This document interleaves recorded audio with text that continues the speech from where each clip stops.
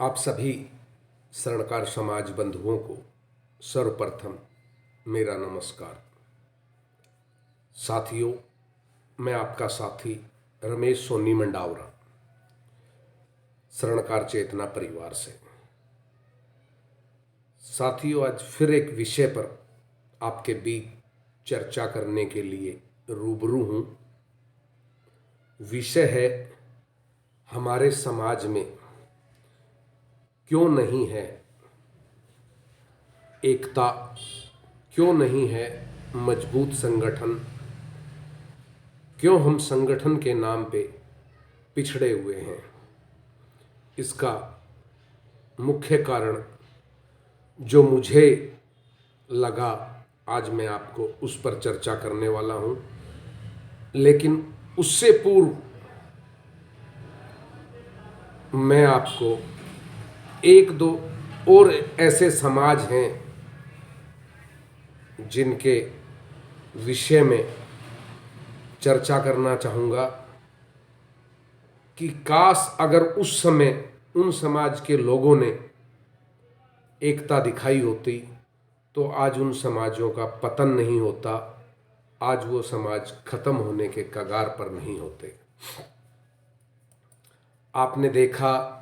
आपने और हमने देखा है कि एक जमाना था जब गांव-गांव में गाड़ियां लुहार आते थे और वह जो सामान बनाते थे, एक गांव में आते थे, एक जगह अपने गाड़े लगा लेते थे, डेरे लगा लेते थे और फिर सामान बनाकर पूरे गांव में घूमकर बेचते थे, पड़ोसी गांव में भी जाते थे। उनके भी समाज में संगठन की एक कमी रही और धीरे धीरे उनका काम, जो वह आइटम बनाते थे, सामान बनाते थे, वह सब बड़ी इंडस्ट्रीज बनाने लग गई, बड़े उद्योगपति बनाने लग गए और यह कहा जाए कि वह काम फैक्ट्रियों ने ले लिया। और आज कहीं भी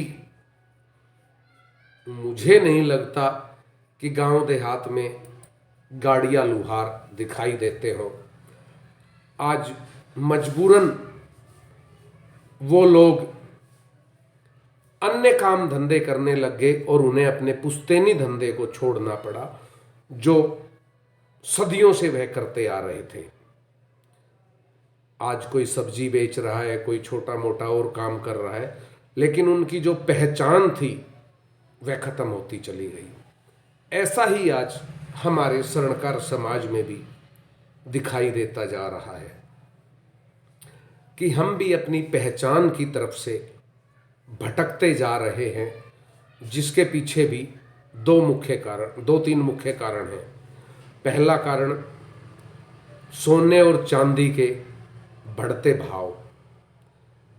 इन बढ़ते भावों से धनाढ्य लोग जो हैं वह तो बाजार में टिक सकते हैं और टिके रह जाएंगे, लेकिन जो मेरे गांव देहात में छोटे भाई हैं, गली मोहल्ले कॉलोनी में जो मीडियम वर्ग का आदमी है, मध्य वर्ग का आदमी है, वह इस बढ़ते महंगाई में, सोने के बढ़ते भाव में शायद मुकाबला कर पाने में असक्षम सा मुझे महसूस हो रहा है। वहीं दूसरा मुख्य कारण है कि हमारे इस पुश्तैनी व्यापार को आज अन्य समाज के धन बल वाले लोग आगे आकर करने लग गए हैं, जिन्हें हम बड़े शोरूम कह सकते हैं या बड़े सराफ भी कह सकते हैं, कि वह लोग इस कार्य को करने लग गए हैं, जिससे हमारे समाज का मध्यम वर्ग का व्यक्ति है वह बहुत परेशान होता जा रहा है और चिंतित होता जा रहा है। तीसरा मुख्य कारण है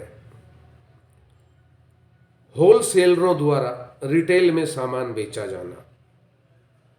जी हाँ, जो गली मोहल्ले में, कॉलोनियों में दुकान कर बैठे हैं या गांव देहात में जो मेरे भाई दुकान करके बैठे हैं, वो बड़े होलसेलर, बड़े व्यापारियों से अपनी दुकान का सामान लाते हैं और अपने दुकानदारी करते हैं।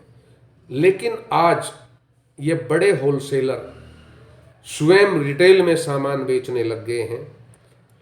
यहाँ तक कि इनकी दुकान पे जाइए, बड़े होलसेलरों की दुकान पर, और वहाँ से आप एक जोड़ी कस्टमर, ग्राहक एक जोड़ी पायल ले सकता है, एक जोड़ी चुटकी ले सकता है। गोल्ड का कोई आइटम लेना है तो वह भी एक जोड़ी ले सकता है, एक अंगूठी ले सकता है।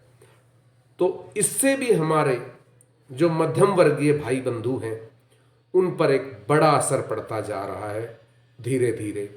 जब यही लोग होलसेलर ही रिटेल में काम करने लग जाएंगे तो हमारे पास कौन आएगा।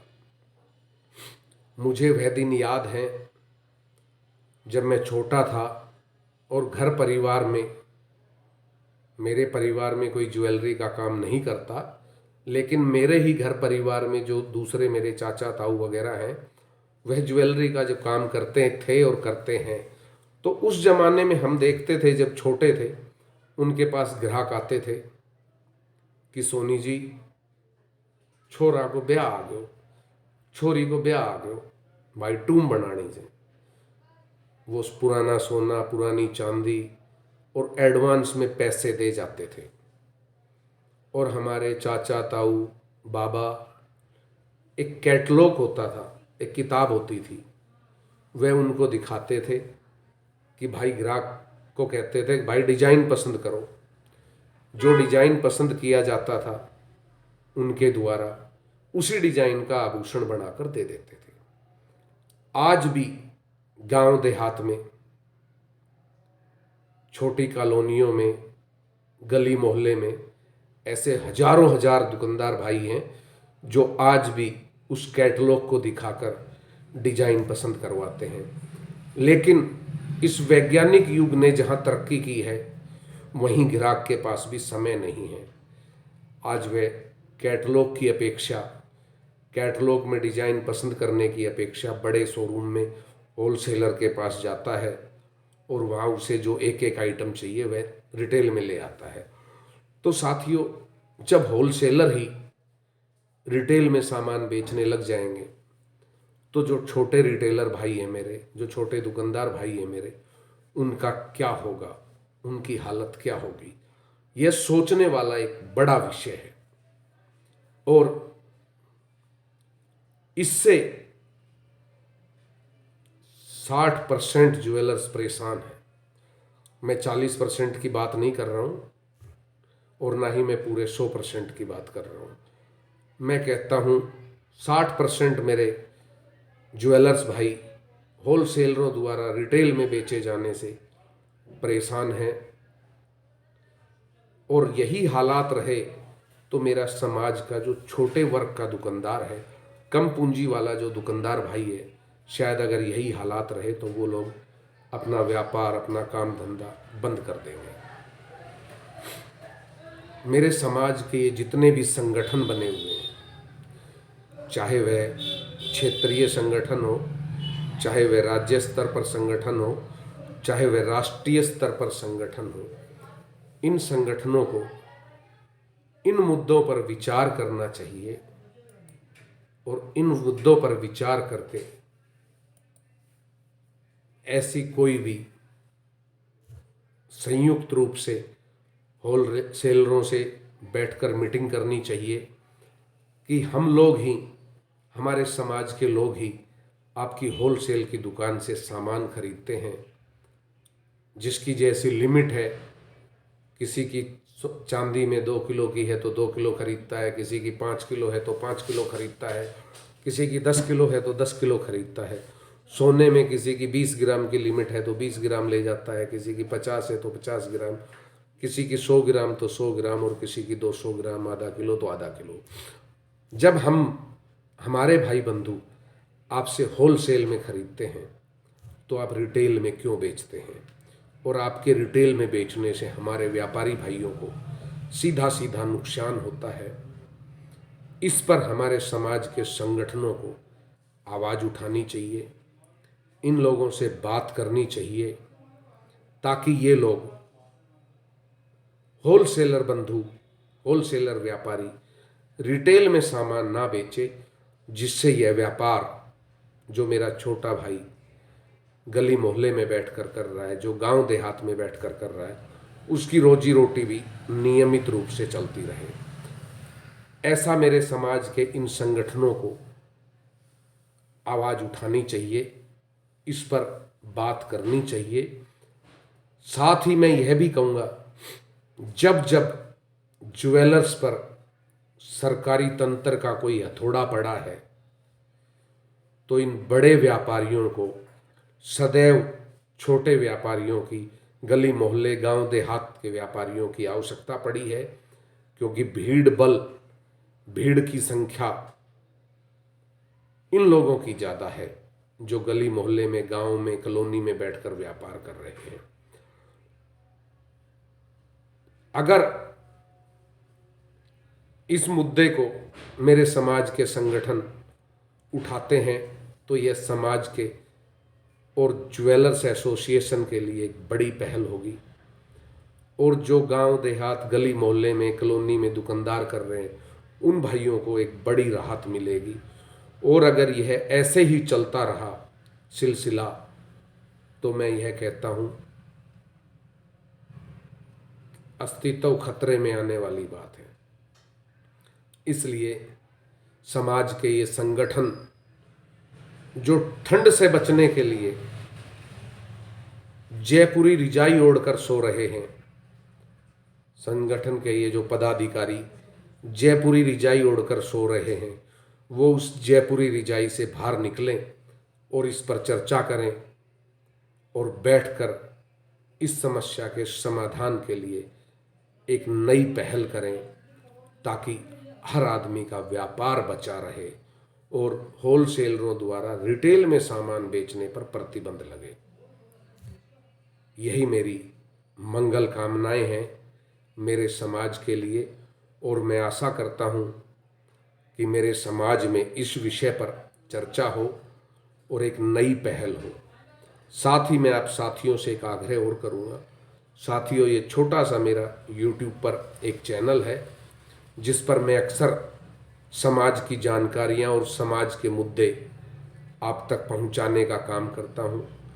इस चैनल को सब्सक्राइब करें, वीडियो को लाइक और शेयर करें, और वीडियो को अधिक से अधिक शेयर करें, ताकि यह वीडियो हर गांव तक, हर गली तक, हर मोहल्ले तक जो मेरा भाई बैठा है उस तक पहुंचे, और समाज के अंदर, व्यापार के अंदर यह एक बड़ा बदलाव लाने की एक मुहिम चलाने में हम और आप लोग सफल हों। और ये पदों पर बैठे जो मेरे राजनेता हैं, मेरे समाज के राजनेता, मैं तो राजनेता ही कहूँगा क्योंकि समाज पर राज कर रहे हैं संगठनों में बैठकर, ये भी जयपुरी रिजाई से बाहर निकलकर समाज के इन मुद्दों पर चर्चा करें और इन पर काम करने की पहल करें। तो आशा करता हूँ आप लोगों को आज का मुद्दा अच्छा लगा होगा, और अगर मुद्दा अच्छा लगा हो तो इस वीडियो को अधिक से अधिक शेयर करें, और YouTube पर जाकर कमेंट बॉक्स में अपना कमेंट जरूर लिखें कि क्या आप मेरे द्वारा उठाए गए इन सवालों से संतुष्ट हैं। हाँ, मेरे द्वारा उठाए गए इन सवालों से मेरे कुछ एक भाइयों को दिक्कत होगी, मैं उनसे क्षमा प्रार्थी हूँ कि मैं समाज के लिए सोचता हूँ और समाज के लिए सोचना मेरा दायित्व है। इसलिए इस वीडियो को अधिक से अधिक शेयर करें, ताकि यह वीडियो प्रत्येक सुनार भाई तक पहुँचे। जय अजमेर जी महाराज, स्वर्णकार एकता जिंदाबाद, जय भवानी माँ।